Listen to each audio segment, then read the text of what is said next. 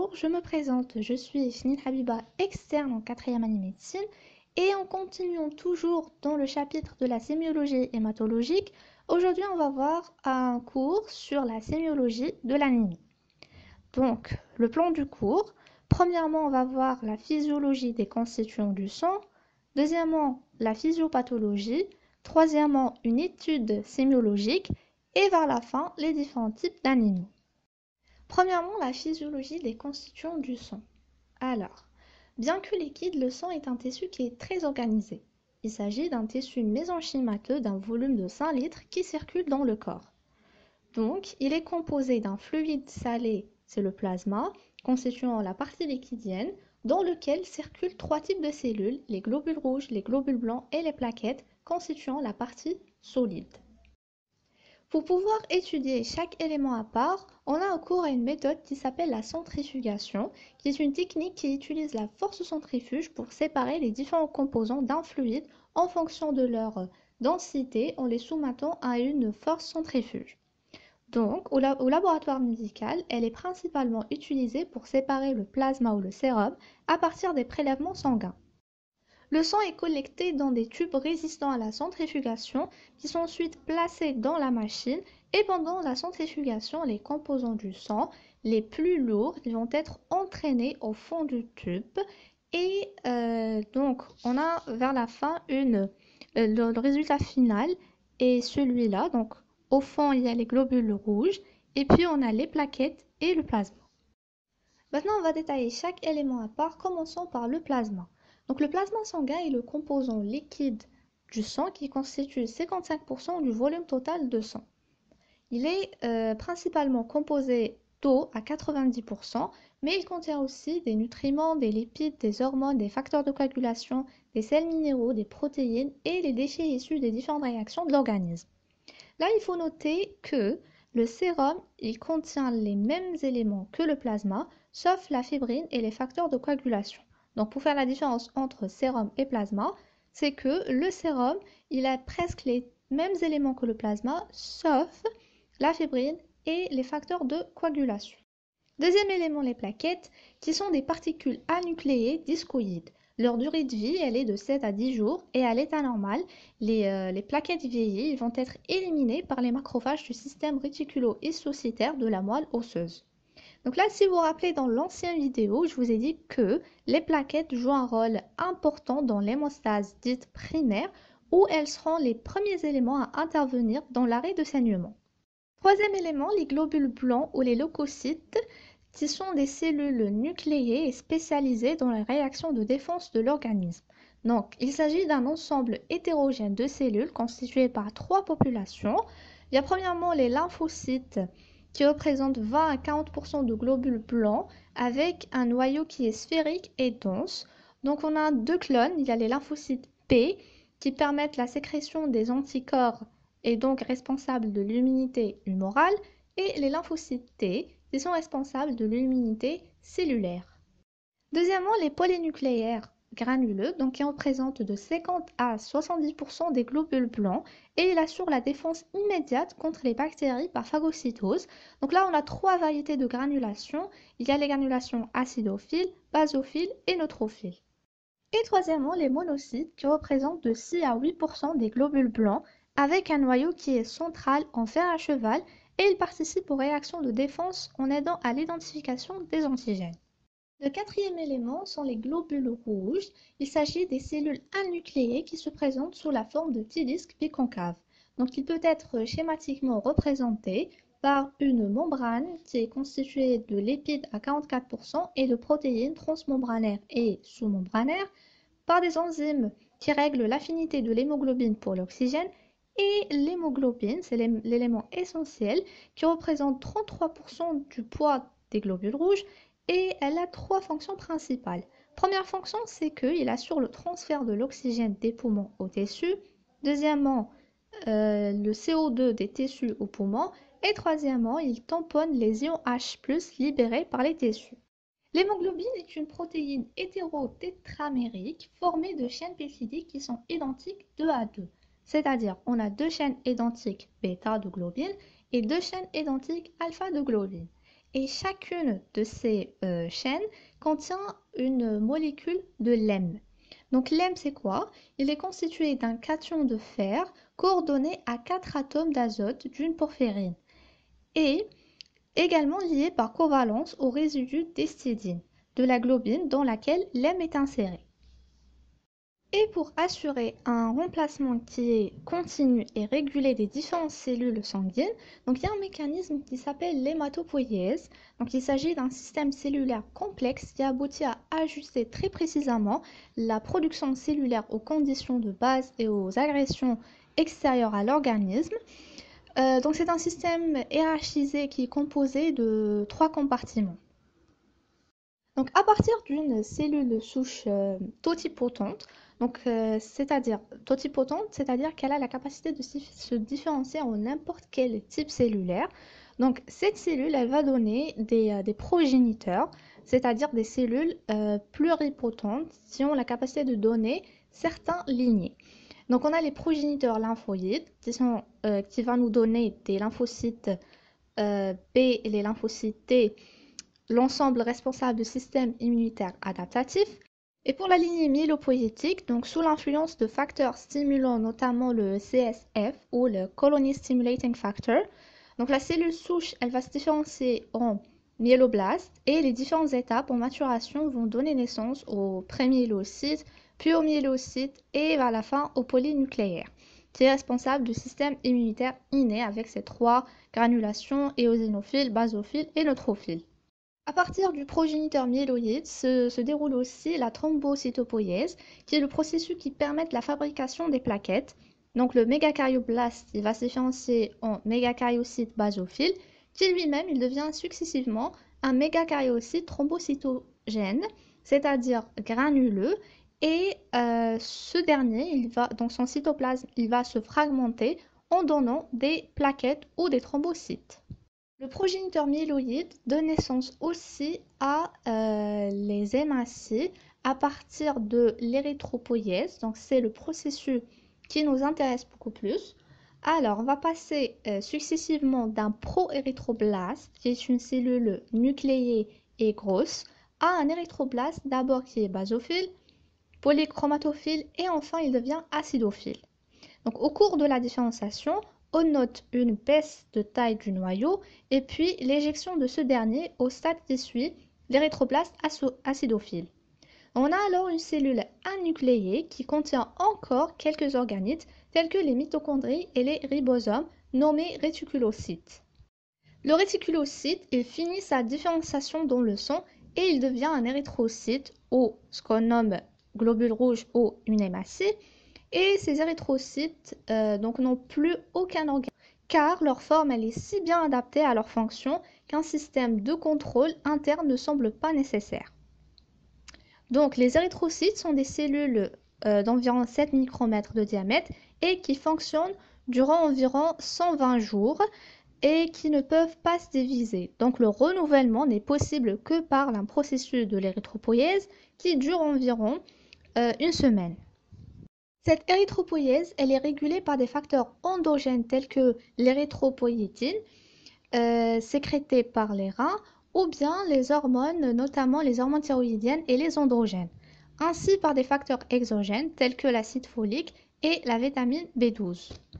Passons aux méthodes d'exploration. Moi, j'ai choisi 3 méthodes qui sont les plus utilisées. Donc, il y a l'hémogramme, le myélogramme et l'immunophénotypage. Donc, pour l'hémogramme, donc également appelé la numération formule sanguine ou NFS, il est réalisé à partir d'une simple prise de sang, en général dans une veine du pied du coude. Et puis il y a des automates qui permettent ensuite une analyse fine des différents paramètres comme la quantité d'hémoglobine, le nombre des hématies, des leucocytes, des plaquettes. On va prendre un exemple d'un hémogramme normal et on va essayer de le lire ensemble. Il faut noter que le taux des différents éléments du sang varie avec l'âge ainsi que le sexe. Donc, pour le taux des globules rouges qui est exprimé en millions par litre, donc chez un adulte homme, elle est entre 4,5 à 6,2 millions par litre. Pour l'adulte femme, varie de 4 à 5,4. Chez un enfant 3,6 à 5 et chez un nouveau-né de 5 à 6 millions par litre. Pour l'hémoglobine, donc la concentration de l'hémoglobine qui est exprimée en grammes par décilitre, donc chez un adulte homme, elle est entre 13 à 18, chez l'adulte femme et l'enfant entre 12 à 16 et chez un nouveau-né de 14 à 20. Donc là, dans la grossesse, c'est à partir du deuxième trimestre, donc on peut le trouver à partir de 10,5. Pour l'hématocrite, donc l'hématocrite il est exprimé en pourcentage et c'est le volume occupé par des globules rouges par rapport au sang total. Donc les chiffres normaux, c'est entre 40 à 54% chez un adulte homme et de 35 à 47% chez l'adulte femme. Le volume globulaire moyen, donc il est calculé à partir du rapport de l'hématocrite sur le nombre des globules rouges qui est exprimé en millions et on va le multiplier par 10. Donc il est normalement compris entre 80 à 95 femtolitres. Remarque, femtolitre, c'est une unité de mesure métrique de volume qui est utilisée en dehors du système international et un femtolitre équivaut à un micromètre cube. La concentration corpusculaire moyenne en hémoglobine, elle est aussi calculée à partir du rapport du taux d'hémoglobine sur le taux d'hématocrite et le tout multiplié par 100 et elle est normalement comprise entre 32 à 36. Le taux des globules blancs ou des leucocytes, chez un adulte homme, c'est de 4000 à 10 000 par litre. Chez l'adulte femme aussi, c'est de 4 à 10. Un enfant de 4 à 12 et chez un nouveau-né de 10 000 à 25 000. Et pour les plaquettes, le taux normal, il est compris entre 200 000 à 400 000 par millimètre cube. Et ça varie toujours, comme je vous ai dit, avec l'âge et avec le sexe. La deuxième méthode utilisée, c'est le myélogramme. Donc, il est réalisé sous une anesthésie locale. Et celui-ci, il consiste à insérer une aiguille creuse dans un os. Donc, il s'agit soit du sternum, qui est l'os plat qui se trouve au milieu de la poitrine, ou bien un os iliaque du bassin. Donc, il y a une petite quantité de la moelle, elle va être aspirée et puis étalée sur plutôt une lame de verre, ce qui permet, grâce au microscope, et à l'œil expérimenté du médecin cytologiste de préciser la richesse globale de la moelle en cellules, la détermination du pourcentage respectif des diverses cellules observées par rapport à des valeurs normales et de détecter encore les cellules anormales et ainsi d'orienter le diagnostic vers une pathologie définie. La troisième méthode d'exploration, c'est l'immunophénotypage. Donc, c'est une technique de cytométrie en flux qui permet, grâce à des anticorps spécifiques, de détecter des sous-types cellulaires au sein d'une population hétérogène. Donc, cette technique elle est beaucoup plus utilisée lors de la prolifération lymphocytaire pour détecter ou confirmer des leucémies. On peut passer maintenant à la physiopathologie et par définition de l'anémie, c'est la diminution soit du nombre des globules rouges, soit du taux d'hémoglobine ou bien le taux d'hématocrite. Donc, la meilleure définition de l'anémie, c'est la diminution du taux d'hémoglobine parce que cette dernière, elle reflète une valeur fonctionnelle des globules rouges. Donc, il faut noter aussi que l'anémie, c'est un symptôme et non pas une maladie. Donc, c'est un symptôme biologique qui se manifeste par des symptômes cliniques tels que la pâleur des téguments et des muqueuses. Et c'est un symptôme qui est très fréquent et révèle de plusieurs mécanismes. À l'état normal, il y a un équilibre parfait entre l'érythropoïèse, c'est-à-dire la génération des hématies, ainsi que l'hémolyse. Par contre, lorsqu'on a une anémie, donc on note une rupture de cet équilibre qui peut révéler de plusieurs mécanismes. On a des mécanismes centraux tels que l'aplasie médulaire et la myélodysplasie. Il y a des mécanismes périphériques tels que l'hémorragie et l'hémolyse et elle peut être due à des mécanismes mixtes. On va les détailler commençant par les anémies périphériques et le premier mécanisme, c'est les anémies par hémorragie. Donc, généralement, il est causé par un saignement chronique significatif qui peut s'agir notamment des cycles menstruels abondants ou bien des pertes de sang qui est due à des pathologies gastro-intestinaux. Donc là, il faut faire attention parce que dans le premier temps de l'hémorragie, ça va entraîner une perte équivalente du plasma et des éléments figurés. Du coup, les paramètres de l'hémogramme ne sont pas perturbés et on note un hémogramme normal. Mais secondairement, et après quelques heures, donc il se produit un afflux de liquide du compartiment extravasculaire, ce qui occasionne une hémodilution et modifie les paramètres de l'hémogramme. Et donc, si on va refaire l'hémogramme, on note qu'on a une anémie. Le deuxième mécanisme sont les anémies hémolytiques. Donc, ce type se caractérise par une durée de vie qui est diminuée des globules rouges en raison d'une destruction prématurée. Et en réaction, la moelle hématopoïétique, elle peut produire une quantité plus grande de globules rouges pour tenter de compenser cette destruction. Celle-ci peut porter sur la membrane des globules rouges, donc on note des déformations de la membrane, et le globule rouge il devient petit, fragile et sphérique, appelé aussi la sphérocytose héréditaire ou bien la maladie de Ménowski-Chauffard. Ou bien des anomalies qui se portent sur les enzymes, y parmi le glucose 6-phosphate ou le favisme. Donc, chez un sujet normal, il y a un système protecteur des globules rouges contre l'oxydation qui passe par un produit clé qui est appelé le glutathion réduit. Et la fabrication de ce glutathion réduit exige une cascade de réactions qui débute par l'action de glucose 6-phosphate déshydrogénase. Si cette enzyme, elle manque partiellement dans les globules rouges, donc la cascade de réactions ne peut pas avoir lieu, et du coup, l'oxydation risque de provoquer l'éclatement des globules rouges qui peut être dans certains cas très grave et exceptionnellement mortel en absence d'un traitement d'urgence. Et cette maladie, elle peut être déclenchée par certains aliments tels que les fèves. Il y a aussi les anomalies congénitales qui se portent sur la structure de l'hémoglobine, telles que par exemple la thalassémie. Donc c'est une maladie héréditaire où on note une altération d'un ou plusieurs gènes qui est impliqué dans la synthèse des chaînes protéiques de l'hémoglobine. Donc si vous vous rappelez, on a 4 chaînes qui sont identiques 2 à 2, donc 2 alpha, 2 bêta, et du coup on a les alpha-thalassémies et les bêta-thalassémies.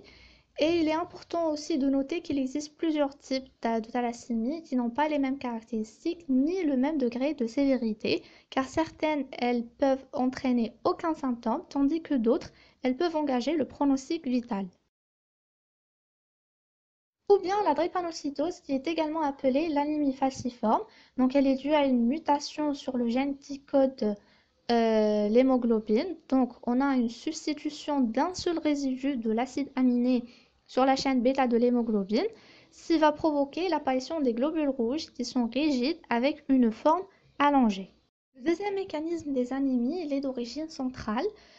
Donc on note soit l'aplasie médulaire, c'est-à-dire que la moelle osseuse, elle devient incapable d'assurer l'érythropoïèse, soit d'origine primitive, ou bien due à l'insuffisance des matériaux tels que le fer ou des facteurs antipernicieux par une insuffisance rénale. Donc si vous vous rappelez au début, je vous ai dit que au cours de l'érythropoïèse, elle va être régulée par des facteurs endogènes y parmi l'érythropoïétine. Donc si on a une insuffisance rénale, c'est-à-dire qu'il y a des anomalies de sécrétion de l'érythropoïétine. Ou bien au cours de l'envahissement de la moelle osseuse par des cellules malignes au cours des leucémies aiguës. Le deuxième mécanisme des anémies centrales, c'est la myélodysplasie. Donc la moelle osseuse, elle va produire des cellules anormales, dites myélodysplasiques. Et toutes les cellules ou les clones qui vont synthétiser à partir de ces cellules anormales se caractérisent par un trouble de la maturation qui les fait mourir au sein de la même moelle. Il est important de savoir que lors des anémies d'origine périphérique, comme je vous ai dit que la moelle osseuse, elle va essayer de compenser la perte des globules rouges par un excès de synthèse des réticulocytes. Et du coup, on les appelle les anémies régénératives. Par contre, si on a une anémie d'origine centrale, c'est-à-dire que la moelle osseuse qui est incapable de synthétiser des globules rouges, donc là, on va trouver un taux de réticulocytes très bas et c'est appelé l'anémie arégénérative. Je vais répéter parce que c'est très important de garder ça en tête, que lors des anémies d'origine régénérative, donc la moelle osseuse, elle va tenter de compenser le déficit périphérique en multipliant sa production d'où une hyperréticulocytose observée, qui définit les anémies régénératives d'origine périphérique. Par contre, si on a une anémie d'origine centrale, donc la moelle osseuse, elle est incapable de compenser la perte et du coup, on a un taux de réticulocytes très bas et il s'agit des anémies arégénératives. Troisièmement, l'étude sémiologique. Donc l'anémie, elle sera suspectée cliniquement et prouvée biologiquement. Donc cliniquement, on va commencer par l'interrogatoire. On doit préciser premièrement les antécédents. Donc personnels, par exemple chez la femme, on va chercher le nombre de grossesses et la notion de trouble des règles. Et chez l'homme, on va chercher la notion d'hémorragie digestive. Pour les antécédents familiaux, la notion d'anémie familiale, par exemple. Aussi, la prise médicamenteuse et l'alimentation du malade à la recherche des carences. On va chercher aussi le mode d'installation, par exemple si elle est brutale ou progressive. Une insuffisance rénale connue, donc ce qui va provoquer une diminution de l'érythropoïétine, ou bien une hémoglobinopathie connue. Deuxièmement, au cours de l'examen clinique, donc on va noter des signes cutanés tels que la pâleur. C'est le signe capital, donc soit cutané qui peut être masqué par une hyperpigmentation ou un ictère. De plus, elle n'est pas toujours le signe d'une anémie. Donc un sujet anémique présente toujours une décoloration des muqueuses, ainsi que l'examen des muqueuses il est plus fidèle que celui de la peau. La pâleur, lorsqu'elle est discrète, elle est recherchée dans des endroits privilégiés. Donc, autre signe cutané, on peut noter la peau, elle devient sèche et possibilité des ulcères chroniques. Et les troubles de Pfanner, où les poils et les cheveux deviennent fines, secs et rares, et les ongles deviennent fragiles, cassantes et striées, c'est la koilonichie, et surtout évocatrice de carence en fer. Deuxièmement, il y a les signes cardiovasculaires. Donc l'intensité de ces signes, elle dépend de mode d'installation de l'anémie et de son intensité. Par exemple, si on a une anémie aiguë, donc on a un état de choc avec une installation brutale qui s'accompagne d'une polypnée, d'agitation, d'un pouls rapide et filant, une tension artérielle abaissée, oligurie et veine périphérique collabée. Par contre, si on a une anémie chronique d'installation progressive, donc on peut trouver une dyspnée d'effort, palpitations, un souffle systolique d'une insuffisance mitrale fonctionnelle, des troubles de la repolarisation et une augmentation de l'indice cardio-thoracique. Autres signes aussi observés, tels que neurologiques, donc des céphalées, des vertiges, des lipothymies et plus rarement des paresthésies qui font évoquer une carence en vitamine B12 ou au cours de laquelle on va chercher un syndrome cordonal postérieur. Les signes gastro-intestinaux, donc la glossite, qui est l'inflammation de la langue avec une atrophie des papilles, va se manifester par des sensations de brûlure déclenchées par les mets chauds ou épicés, une dysphagie, des nausées et une diarrhée. Ou bien une splénomégalie, c'est-à-dire une augmentation de la taille de la rate, vu que la rate c'est la cimetière des hématies vieillies, ainsi que on peut trouver des douleurs osseuses. Après l'examen clinique, on va passer à la biologie parce que l'anémie elle est suspectée par la clinique et prouvée par la biologie. Donc là, on a besoin des trois paramètres, le taux des globules rouges, le taux d'hématocrite ainsi que le taux d'hémoglobine pour qu'on puisse calculer les indices hématémétriques qu'on a vus dans l'hémogramme normal. Donc on a le volume globulaire moyen et la concentration corpusculaire moyenne en hémoglobine. Donc le résultat, il sera indispensable pour classer l'anémie et avoir une orientation étiologique. En fait, si on a un volume globulaire moyen qui est normal, ainsi qu'une concentration corpusculaire moyenne en hémoglobine normale, on dit que l'anémie, elle est normochrome et normocytaire. Si on a un volume globulaire moyen diminué et la concentration corpusculaire moyenne diminuée, on a une anémie microcytaire hypochrome. Et si le volume globulaire moyen est augmenté et la concentration corpusculaire moyenne elle est normale, on dit que l'anémie elle est macrocytaire normochrome. L'examen du frottis sanguin, donc il permet de vérifier la taille et la coloration des globules rouges, d'apprécier les globules blancs et les plaquettes et de rechercher des cellules anormales au cours des leucémies. Le taux de réticulocytes, il est compris entre 0,5 à 2%, soit 75 000 par millimètre cube en valeur absolue. Il va permettre de dire si une anémie elle est régénérative, c'est-à-dire d'origine périphérique. Le taux de réticulocytes, il est alors élevé, supérieur à 120 000 par millimètre cube. Ou bien l'anémie elle est arégénérative, c'est-à-dire d'origine centrale, et le taux de réticulocytes, il se trouve inférieur à cette valeur. On peut faire d'autres examens tels que le dosage de la bilirubine indirecte qui est supérieur à 5 mg par litre dans l'hémolyse pathologique, le fer sérique qui est normalement de 100 g pour 100 ml et il se trouve bas dans les carences martiales, et l'électrophorèse de l'hémoglobine qui permet de dépister si on a une anomalie de l'une de ces chaînes. Maintenant, on va utiliser toutes ces informations pour pouvoir classer les différents types d'anémies. Donc, on a premièrement les anémies par carence en fer, causées par des hémorragies génitales chez la femme ou bien des hémorragies digestives chez l'homme. Cliniquement, on va trouver une fragilité des phaneres et fragilité des muqueuses. Et biologiquement, on a une anémie microcytaire, c'est-à-dire un volume globulaire moyen qui se trouve diminué, et hypochrome aussi, avec une hyposédérémie. Deuxièmement, les anémies par carence en facteurs antipernicieux, causées par une malabsorption de vitamine B12 ou bien une carence en acide folique. Cliniquement, on va trouver des signes digestifs et des signes neurologiques tels que le syndrome cordonal postérieur, et biologiquement, on a une anémie macrocytaire normochrome. Le troisième type, les anémies hémolytiques chroniques, causées par thalassémie ou drépanocytose, c'est-à-dire on a des anomalies héréditaires qui se portent sur les chaînes de l'hémoglobine. Cliniquement, se manifestent par des pâleurs subictaires et splénomégalie, et biologiquement, on a une augmentation de la bilirubine indirecte due à l'hémolyse et une augmentation de réticulocytes, c'est-à-dire c'est une anomalie ou une anémie plutôt régénérative. Quatrième type, les anémies hémolytiques aiguës, causées par un accident transfusionnel lors d'une incompatibilité du sang par le système ABO.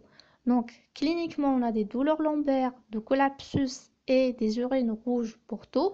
Et biologiquement, on va trouver une hémoglobinurie. C'est-à-dire, lorsqu'on a un hémolyse qui est aigu et accru, donc le taux de l'hémoglobine va se trouver très élevé dans le sang, donc il va être éliminé par la suite par les urines. Cinquième type, les anémies au cours des leucémies. Donc, cliniquement, on a une pâleur, fièvre, syndrome hémorragique et des adénopathies splénomégalie. Et biologiquement, on va faire frottis pour qu'on trouve des cellules malignes.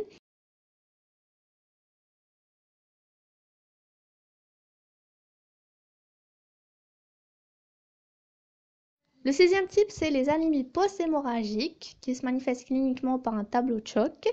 Et là, biologiquement, je vous ai dit, il faut faire attention parce que dans les premières heures, l'hémogramme il se trouve normal suite à une perte équivalente du plasma et des éléments figurés du sang.